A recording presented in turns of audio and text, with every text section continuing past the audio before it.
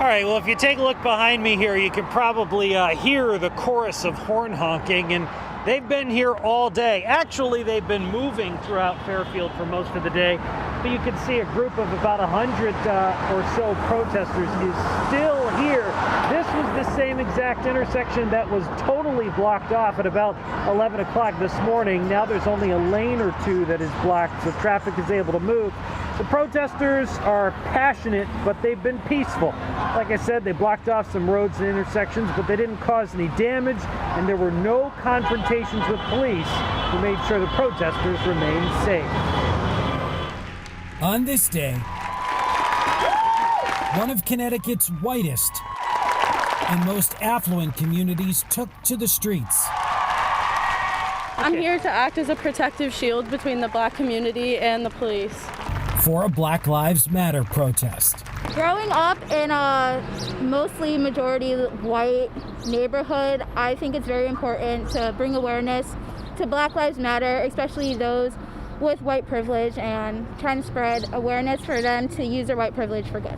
Fairfield, hundreds descending on the downtown.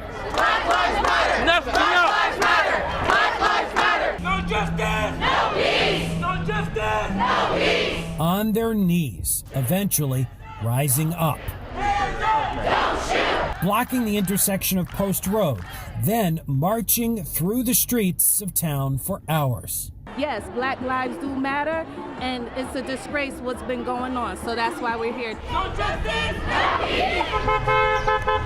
The police followed their movements to keep the protesters safe. My husband's black, my dad is black, my son is black.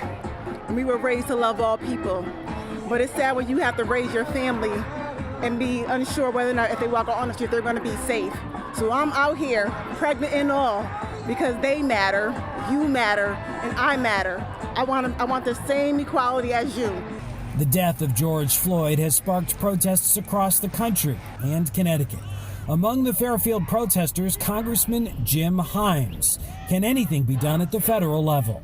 Disparities in healthcare, the disparities in wealth, the disparities in the way the justice system treats black versus white Americans.